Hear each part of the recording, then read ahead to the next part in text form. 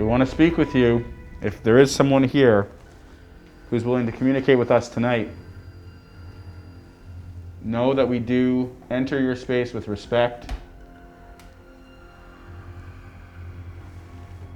If there are still crew members from the Kenora, or perhaps even people who sailed and moved and were on the ship at a point in your lives that was not the way it is now, at a point when you were alive, when you were well, when you were healthy,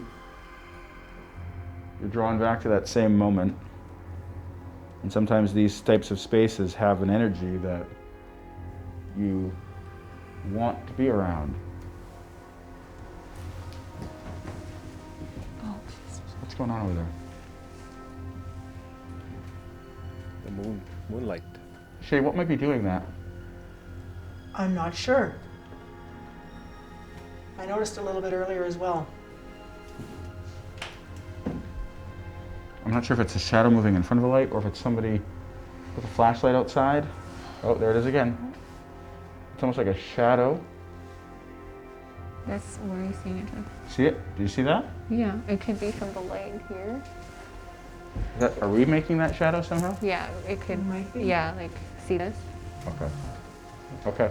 We have to be careful. And then there are cars that I did see that are going by. Not a lot. I want to be sure that we debunk anything though that is obviously created by us. But that shadow, you can see how if you're in the corner of your eye, you're just catching a shadow moving in the distance there, that might be mistaken as something other than your own individual movements. And I think it's important to say though, and for the clarification for our viewers, every single time somebody's experienced something here in the ship, it's been during the daytime. Not at night, not in the shadows. So there's not shadows throwing buckets. That's a different thing. Right, okay. right. So, but I caught that shadow, and I'm happy that you were able to debunk that with us there, Aaron. Well done.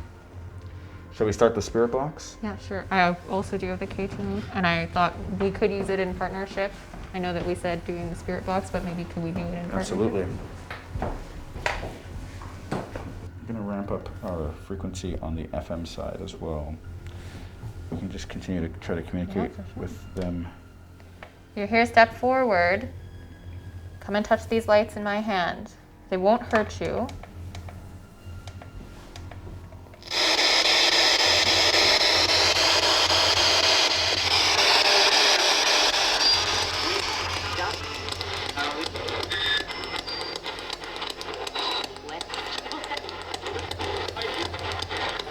What's going on, Jeff? So that's picking up all sorts of radio from our local stations. So we're going to now put it into a mode that sort of cancels out a lot of that extra noise. It just allows for the white noise to come through. Please say hello if you're here and you wish to communicate.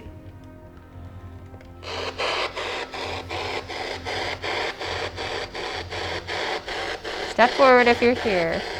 We want to speak with you. You feeling something down there? The shadow moved again.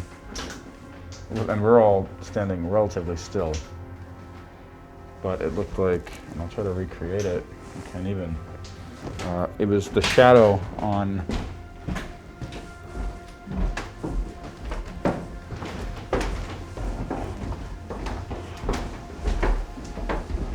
this wall here.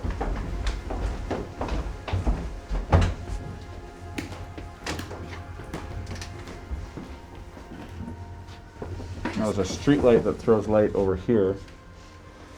But presumably, if somebody were to be out on this outside deck and cut across, they may have affected, I'm presuming that the shadow is being thrown mostly by the lights that are outside.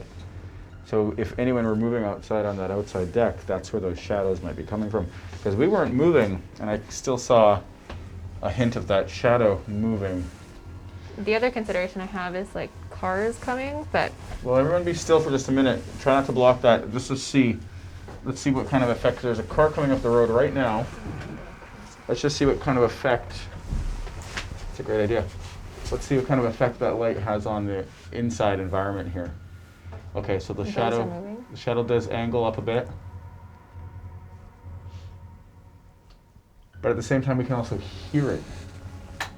Right? I don't know if I heard a car go by when that shadow seemed to kind of move.